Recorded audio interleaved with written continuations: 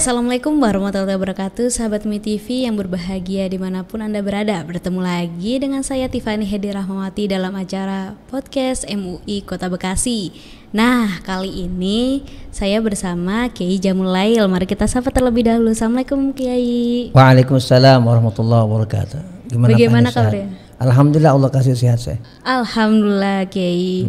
Kiai lagi sibuk apa? Udah mulai majelisnya Kiai? Alhamdulillah, majlis-majlis ta'lim sudah mulai dibuka kembali di bulan Syawal ini. Alhamdulillah. Jadi sibuk sekali ya Kiai ya? Ya, sudah tanggung jawab. Masya Allah. Yang wajib dilaksanakan. Di tengah-tengah kesibukan Kiai ini masih sempat ya untuk berdakwah. Alhamdulillah. Oh ya Kiai, saya ingin menanyakan yang lagi booming sekarang ini nih Kiai, iya. Tentang madhab. Nah madhab itu apa sih Pak Kiai? Gini, madhab itu kan bahasa Arab. Terambil dari kata zahaba yadhhabu. Zahaba yadhhabu itu diantara maknanya adalah pergi, berangkat. Itu asal katanya. Nah, karena ini madhab, berarti ini terkait dengan satu bentuk kata yang disebut dengan, ini ada namanya istilah isim zaman, ada istilahnya isim makan, ada istilahnya masdar mim. Nah, terkait dengan madhab. Jadi madhab ini kalau dalam bahasa Indonesia artinya alur. Artinya alur ya madhab itu. Alur. Jadi madhab itu artinya alur. Alur itu maksudnya adalah mindset, pola pikir. Tapi juga madhab itu pola laku yang harus kita laksanakan, apa yang kita yakini di dalam benak kita dan juga hati kita. Itulah yang disebut dengan madhab. Oh, yang kemudian kita ikuti. Nah, tentu bicara soal pola pikir, pola sikap, pola laku, itu kan kita bisa dapat berdasarkan kita misalnya mencari ilmu, belajar, mengaji dan mengkaji, atau lebih jauh lagi menganalisa, kemudian kita yakin pada apa yang kita sudah dapatkan itu. Nah, itu juga yang disebut dengan madhab juga. Seperti itu. Nah Kiai, harus nggak sih, wajib nggak sih kalau kita tuh bermadhab?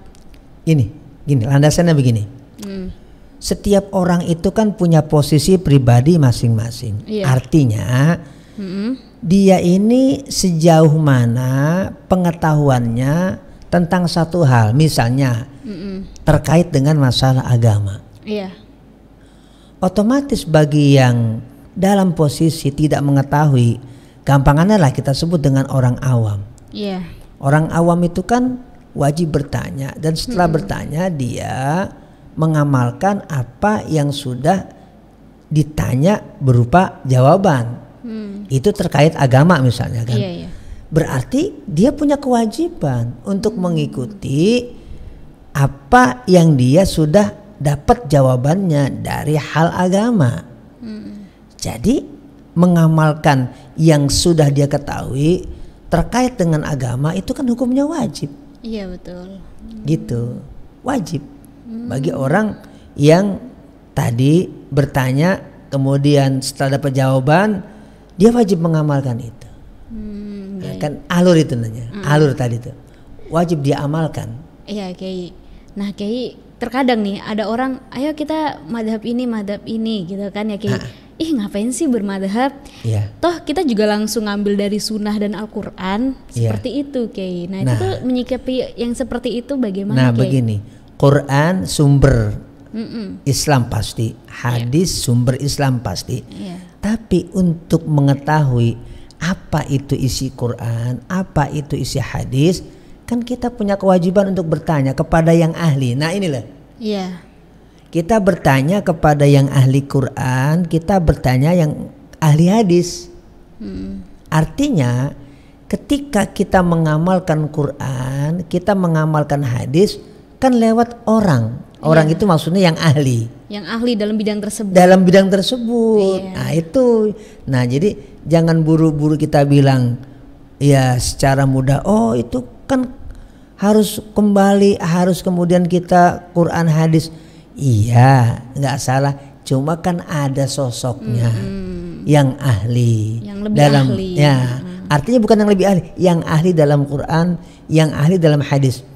Kalau kita tanya yang ahli kan kita wajib mengikuti apa yang sudah kita dapatkan jawabannya. Iya. Dan kemudian jawaban itu kita yakini, itu masalah. Iya, betul. Kita yakini berarti kita yakini, kita amalkan yang kita yakini dari jawaban yang diberikan oleh yang ahli Quran, yang ahli hadis, gitu. Maksudnya jalan atau narasi, cara kita memahaminya seperti itu. Nah, Kiai, madhab di Indonesia atau di seluruh dunia ini ada berapa sih, Kiai? Gini, madhab yang sekarang berkembang di dunia Islam itu 4. Walaupun 4. Dulunya itu ada beberapa madhab selain 4. Ada madhab Auza'i dan madhab Sufyan Ats-Tsauri dan madhab-madhab yang lain.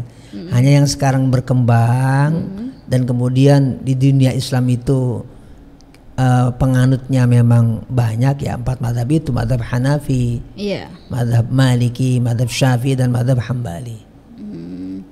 Nah, keempat imam madhab ini sudah pasti mengikuti Al-Quran dan Sunnah. Pasti, tadi kan saya bilang ulama ini diakui secara ilmiah adalah sosok-sosok yang menguasai dan mumpuni dalam Quran dan hadis. Nah, jadi perlu juga kita pahami seluruhnya, bahkan seluruh kita sebagai umat Islam, bahwa semuanya nggak ada yang menyalahi Quran atau membelakangi atau menyelisihi Quran dan hadis. Karena apa? Karena ulama-ulama ini semuanya memang menguasai Quran, menguasai hadis. Jadi kita sebenarnya ya kembali kepada Quran, kembali kepada hadis. Jadi sebenarnya kita mengamalkan Quran dan juga mengamalkan hadis, gitu loh. Oh, seperti itu. Gitu. Nggak ada yang nggak ngamalin Quran. Nggak yang mengamalin hadis. Contohnya Indonesia merebak madhab Syafi'i. Imam Syafi'i usia kanak-kanak sudah hafal Quran. Imam Syafi'i orang Arab. Nah, apa iya Imam Syafi'i ketika mengamalkan sesuatu nggak Quran? Imam Syafi'i sudah menguasai kitab hadis namanya Muwatta sejak masih remaja. Apa iya tidak mengamalkan hadis? Ya kan nggak mungkin. Gitu. Udah pasti ya. Udah pasti gitu. Artinya kita itu sudah mengamalkan Quran, sudah mengamalkan hadis, udah pasti itu dengan bermadhab tadi. Gitu. Nah, Kiai, tapi kenapa dalam setiap madhab itu ada perbedaan, ada selisih, mungkin pendapat imam ini seperti ini, imam ini seperti ini? Ini namanya kekayaan khazanah Islam, kekayaan wawasan Islam. Inilah salah satu manifestasi dari Islam yang rahmatan lil alamin. Kenapa? Perbedaan ini sifatnya furu'iyah, cabang saja, bukan yang sifatnya prinsip. Gitu. Iya, jadi nggak ada yang perlu kemudian dipersoalkan, apalagi dipermasalahkan, atau apalagi menjadi hal yang membuat runcing di tengah masyarakat secara sosial kemasyarakatan. Jangan sampai terjadi, karena sifatnya ini cabangan, bukan pokok, bukan sesuatu yang sifatnya usul atau landasan. Nah, jadi kita bertoleransi lah, bertasamu. Betul. Bahasa anak muda asik-asik aja. Jadi perbedaannya itu bukan karena yang pokoknya ya? Bukan yang pokoknya. Jadi cuma yang cabang-cabangnya saja. Yang cabang-cabangnya saja. Jadi kan orang Muslim apalagi di Indonesia tuh hal kecil tuh suka diperdebatin. Makanya berarti ini soal pola pikir kita. Jangan memperbesar sesuatu yang memang sekedar cabang. Itu. Ini untuk malah memperkaya khazanah wawasan kita. Dan ini satu manifestasi tadi saya katakan sebagai Islam yang rahmatan lil alamin. Itu aja. Nah, Kiai, misalkan nih kita kebanyakan Indonesia ini menganut mazhab Imam Syafi'i ya. Nah, suatu ketika misalkan dalam satu persoalan kita pingin mazhab ini yang lebih mudah, atau dalam satu kehidupan sehari-hari misalkan saya puasa ikut mazhab ini, saya sholat ikut mazhab ini, atau apa aja, jadi berpindah-pindah mazhab itu boleh nggak sih? Kan begini, pada prinsipnya jangan ikut-ikutan yang kita kemudian tidak tahu.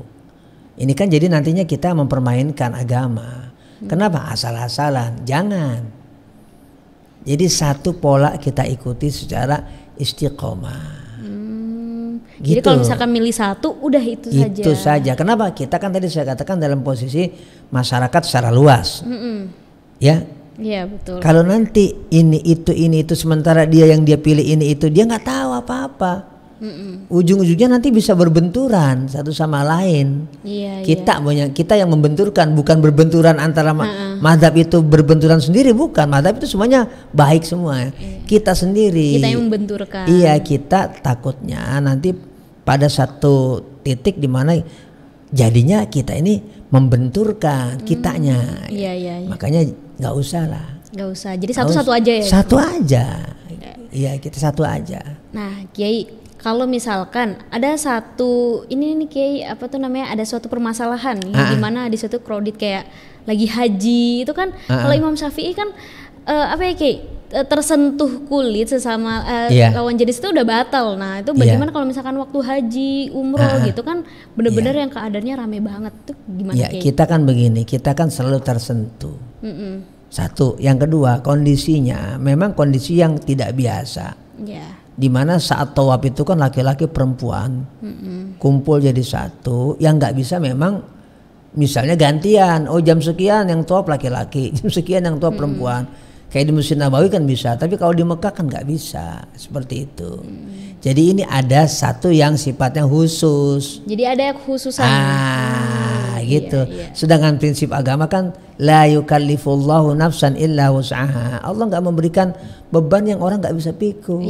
Itu beda sendiri. Jadi ada pengkhususan. Pengkhususan itu berlaku dan kita tentu mengamalkan, walaupun Islam secara keseluruhan memang wa ma arsalnaka illa rahmatan lil alamin. Nggak mungkin memberatkan atau membuat seseorang itu menjadi sulit untuk mengamalkannya. Gitu.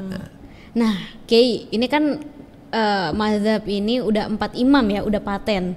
Nah, kira-kira ada nggak sih misalkan kita memunculkan mazhab baru gitu? Ya begini, agama Islam itu agama yang berlandaskan ilmu ya. Jadi apa argumentasi kita memunculkan lagi? Itu apa landasan kita? Tinggal itu aja. Memunculkan mazhab baru dalam ibadah, misalnya terkait dengan sholat. Ya, mazhab A misalnya, mazhab si fulan misalnya, atau udahlah mazhab saya, mazhab Jamalul Lail, gampangan lagi itu dah. Ya, saya kan harus bertanggung jawab. Iya. Jadi bertanggung jawab memunculkan secara keilmuan, secara ilmu. Sementara ini terkait dengan sholat, gitu. Bukan mazhab terkait dengan misalnya kan pola pemikiran politik. Iya, pola pemikiran apa lagi gitu. Jadi harus bertanggung jawab ya. Iya, ini kan masalah urusan misalnya sholat kah dan lain sebagainya, atau haji kah. Iya. Gitu. Nah, soalnya ada booming nih Kiai di Indonesia ini, baru terdengar katanya ada muncul mazhab baru. Nah, itu katanya mazhab Ahmad Soekarno yang dimana yang itu mengikuti semua dari Presiden Soekarno. Nah, itu seperti itu gimana Kiai? Ya kan gini, tadi saya sampaikan, ini kita lagi bicara amalia sholat. Iya. Berarti kita kembali patokannya kepada ulama yang punya keahlian di dalam bidang agama, yang terkait dengan hukum-hukum agama. Lah kita kemudian tidak bicara soal patokan tokoh-tokoh yang terkait dengan keahliannya masing-masing yang di luar bidang agama. Misalnya ahli politik. Patokan kita sholat kok kemudian kita pegangannya ini kan ahli politik. Gimana, kan nggak nyambung. Atau ahli ekonomi. Jadi itu ahli ekonomi siapa misalnya? Kita nih lagi sholat, kok Anda ibadahnya seperti itu, sholatnya seperti itu. Oh, saya pakai madhab siapa misalnya. Sedangkan orang itu ahlinya di bidang ekonomi. Orang itu ahlinya di bidang politik. Kan nggak nyambung. Kecuali kita lagi bicara ekonomi. Oh, saya pakai madhab John Stuart Mill atau siapa lah gitu kan. Gitu. Siapa misalnya Adam Smith. Adam Smith misalnya kan salah satu pendiri ekonomi. Ya, saya lagi bicara ekonomi. Kemudian orang tanya, Anda ngomong begitu, Anda apa ini landasan? Saya pakai madhabnya Adam Smith. Pas, karena dia ahli ekonomi. Ini kita ngomong lagi sholat. Kok kita kemudian punya patokannya adalah Adam Smith, kan nggak nyambung. Iya. Beda. Okay. Jadi emang beda kita porsi. Menanyakan harus sesuai dengan porsinya ya Kiai ya. Iya, porsinya. Ini kan lagi masalah ibadah.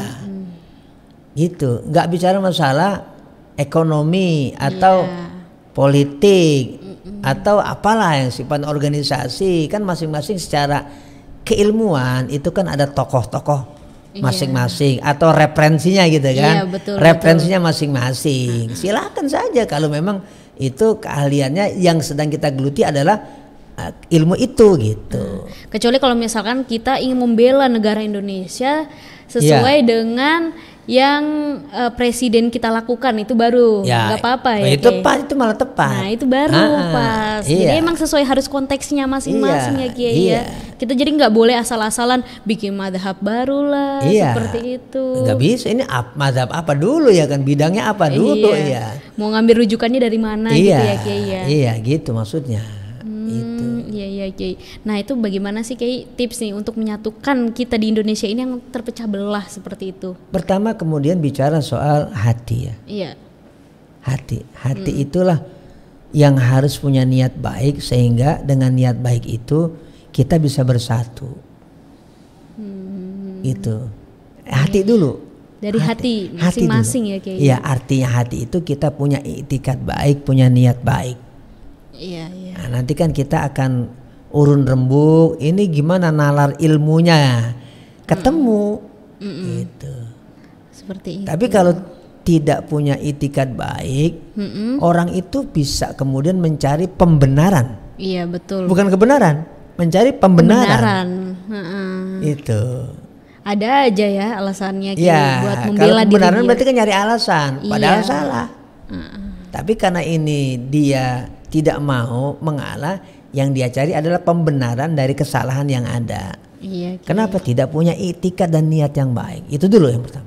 Iya Kiai, Masya Allah. Terima kasih banyak Kiai atas waktunya dan ilmunya. Baik. Semoga ilmu ini bermanfaat untuk kita semua dan khususnya sahabat MUI TV Kota Bekasi. Baik.